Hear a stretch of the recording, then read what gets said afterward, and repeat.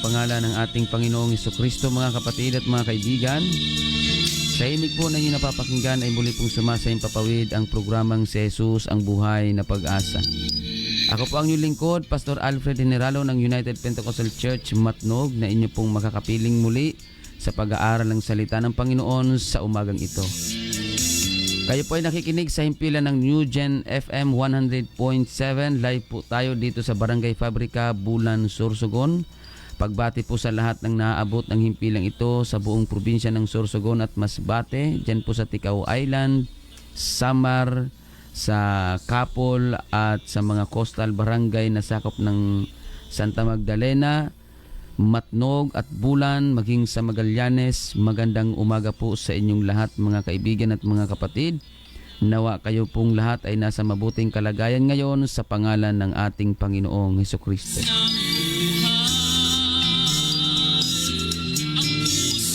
Pagbati din po sa atin pong Senior Pastor, Pastor Andy Rosare, at kay Pastora Maricar at sa kanya pong buong family dyan po sa Ikirino. Magandang umaga po, pagpalain po kayo ng ating Panginoong Hesukristo. Amen. At maging sa tatlong congregation na kanya pong pinangangasiwaan, ang congregation po dyan sa Magsaysay, sa Ikirino at sa sentro ng Bulan, dyan po sa Santa Remedios. Magandang umaga po sa lahat ng atin pong mga kapatiran sa pananampalataya. Amen. Praise God. Pagpalain po kayong lahat ng ating Panginoong Hesus. Pagbati po sa atin pong mga kapatiran din sa UPC Matnog at maging dyan po sa Manurabi, dyan po sa Hinablan Oriental. Magandang umaga po sa inyong lahat, mga kapatid. Magpatuloy lamang tayo maglingkod sa Diyos hanggang sa kanyang muling pagbabalik. Pagbati po sa atin pong mga radio listeners din po, sa lahat ng mga nakikinig sa radio. Magandang umaga po sa inyong lahat. Pagpalain po kayo ng ating Panginoon. Nawa kayo po ay nasa mabuting kalagayan ngayon sa pangalan ng ating Panginoong Hesukristo. Kung kayo po ay mayroong mga katanungan at prayer request, pwede nyo po akong tawagan o di kaya i-text sa CP number 0967-364-7164. 0967-364-7164. Yan po ang aking contact number, mga kapatid. At tawagan nyo lamang po ako, lalo na kung nais nyo pong mag-aral ng salita ng Diyos sa inyo pong mga tahanan. Malugod po naming ipaglilingkod sa inyo ang mga salita ng ating Panginoon, mga kapatid. Amen. At maraming salamat din po sa ating pong technical side, DJ Box. Salamat po. Pagpalain po kayo ng Panginoon. Amen. Sa kanya pong pag-assist. Amen. At narito po ang aking mga kasama para sa inyo po ay bumati. Sina Brother Aljon and Brother Raymar. Amen. Praise God, Brother Aljon. Praise the Lord. Praise the Lord, isang mapagpalang umaga sa bawat isa sa atin sa pangalan ng Panginoon. Binabati natin ang ating mga radio listener na patuloy na sumusubaybay, maging sa FB viewer na patuloy na sumusubaybay sa programang Jesus ang Buhay na Pag-asa. Maging binabati natin dyan ang ating mga kapatiran sa Barangay Lahong, sa Gueta Family, dyan sa San Juan Daan. Pagpalain po kayo dyan ng ating Panginoon. Maging dito sa Palipas, kina Brother Daryl Gutisa and Sister Let Gutisa, patuloy kayong pagpalain ng Panginoon. Maging dyan sa Barangay Aguinaldo, sa coastal area, pagpalain po kayo dyan ng ating pong Panginoon. Sama-sama tayo na pakinggan ang mga salita ng Panginoon upang ang ating buhay ay magkaroon, mga kapatid, ng layunin dito sa mundo. Kaya patuloy nating suportahan ang programang Jesus ang Buhay na Pag-asa. Praise the Lord. Sa muli, good morning po sa lahat ng viewers natin sa Facebook Live at ganoon din sa lahat ng mga radio listeners. Pagpalain po kayo ng ating Panginoon sa inyo pong patuloy na pagsubaybay sa programang Jesus ang Buhay na Pag-asa. At pagbati din po sa mga kapatid natin dyan sa Barangay Santa Remedios sa Soledad Family. Salamat po sa inyong patuloy na pagsubaybay at pakikinig sa programang Jesus ang Buhay na Pag-asa. Pagpalain po kayo dyan ng ating Panginoon at maging sa mga kapatiran din natin sa Barangay Sun 7 kala Tatay Carlos Dere. Praise God. At sa Hipulyo Family kala Brother Rigor at Ate Cheryl at sa lahat ng mga kapatiran na hindi natin mabanggit dyan sa Barangay Sun 7, pagpalain kayo ng ating Panginoon. At maging sa tatlong congregation ng Bulan sa Iquirino, Magsaysay at Santa Remedios Church, patuloy kayong pagpalain ng ating Panginoon. Amen. Purihin ang pangalan ng Panginoon at pagbati din po sa atin pong mga Facebook Live viewers. Amen. Sister Jane Ioy, good morning po. Pagpalain po kayo ng Panginoon. And Brother Andy Orozco, good morning. Praise God. And Sister Melody Herrero, Sister Margie Isiha, dyan po sa Santa Remedios. Amen. Maging pagbati din po kay Nanay Puring, Tatay Jose, pagpalain po kayo ng Panginoon, kina Brother Jimmy, yan, sina Brother Ramil, sina Sister Jelly, pagpalain kayo ng Panginoon dyan po sa Santa Remedios. Amen. Sina Sister Marife and Sister Michelle, good morning po. Pagbati din po sa mga kapatiran natin dyan sa Tinurilan. Amen. Sina Tatay Eli, ang kanya pong buong family. Praise God. Pagpalain po kayo ng Panginoon ang Murata family.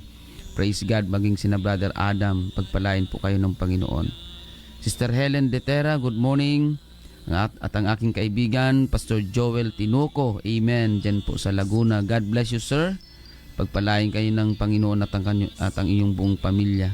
Sister Laura Gumban, diyan po sa Barangay Lahong. Maging sa kanya pong buong family, kina Brother Edmond, at sa kanila pong mga anak, pagpalain kayo ng Panginoon. Sister Lita Sultan, good morning. Sister Annalyn Villagracia, good morning din po. Pagpalain kayo ng ating Panginoon. And Sister Divine Espela Guyal. Praise God. Amen. At sa lahat ng mga nakikinig at sa lahat ng mga nanonood, Sister Miguela Mira, dyan po sa Italy, pagpalain po kayo ng Panginoon, Sister Miguela, at ang inyo pong pangaral ng salita ng Diyos. Amen. At ang inyo pong buong pamilya. Brother Chris Pilutin, good morning. Pagpalain din po kayo ng Panginoon. Thank you so much for watching. By this time, mga kapatid, tayo po ay dadako sa pinakamahalagang parte ng atin pong programa, ang pangangaral ng salita ng atin pong Panginoon. At simulan po natin sa atin pong pananalangin. Hilingin po natin sa Diyos ang kanyang gabay at patnubay sa atin pong pagtatalakay. Tayo po ay manalangin.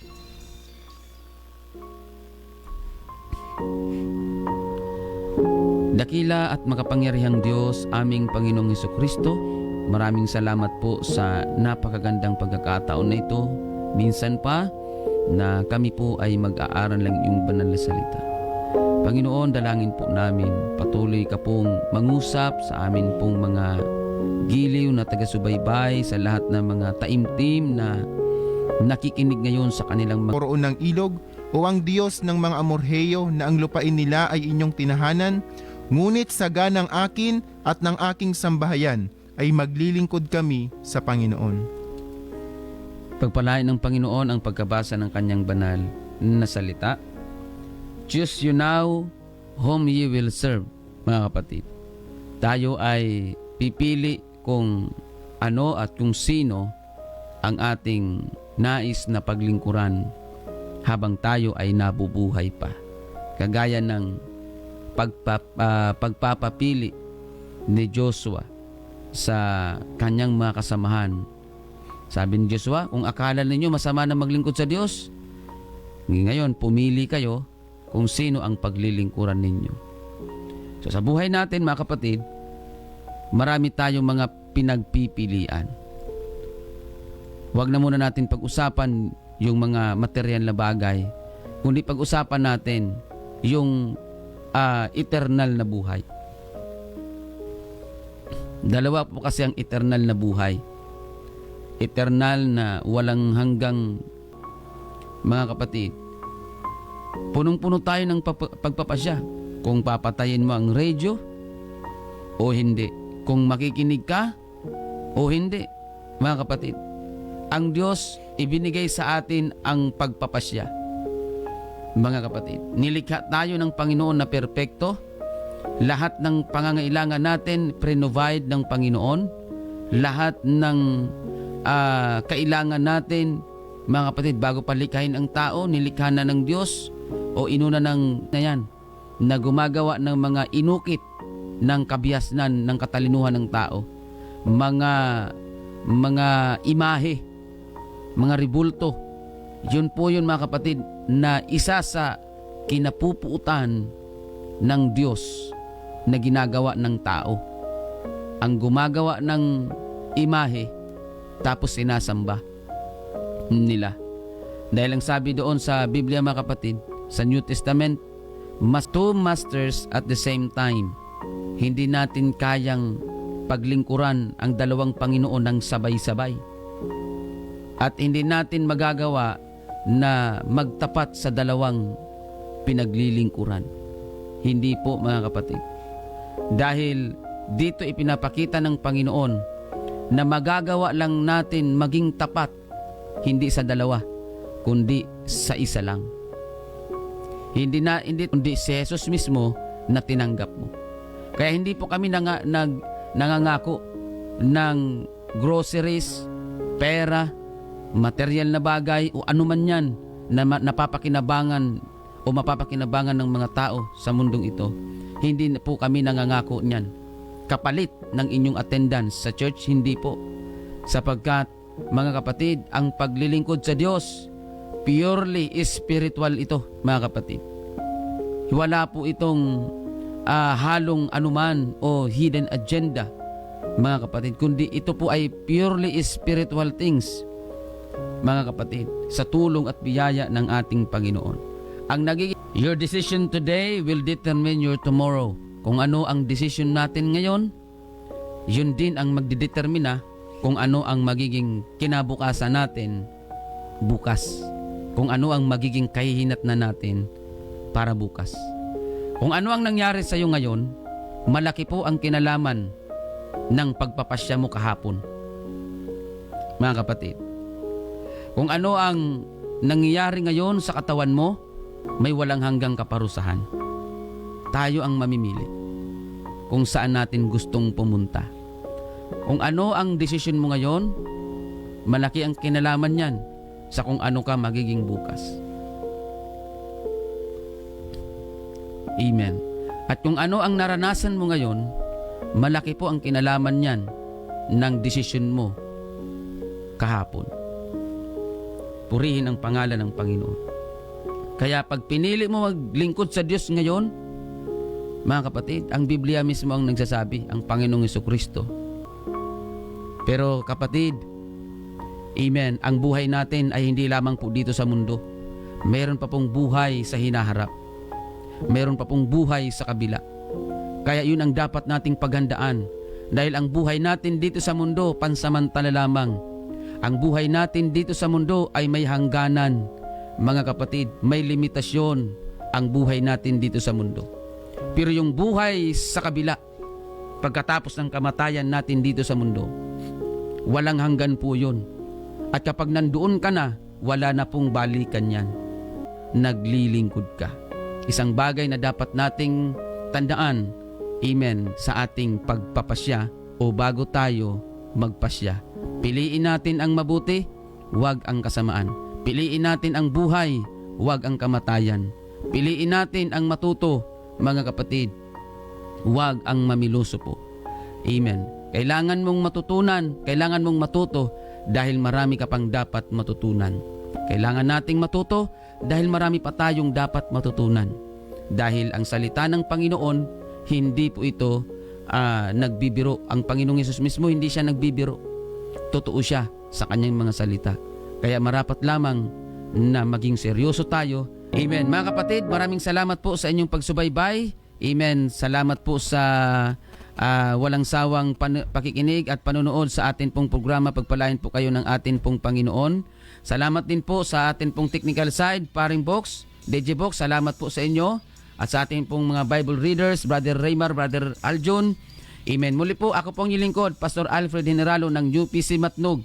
Amen. Sa pangalan po ng atin pong Pastor Andy Rosare, huwag po nating kakalimutan, lagi po nating tandaan, si Jesus lamang po ang ating buhay na pag-asa. Salamat po sa lahat ng mga nanood, sa lahat po ng mga nakinig. Hindi ko man po kayo maisa-isa ngayon sapagkat ang oras po natin ay limitado na. Maraming salamat po. God bless everyone.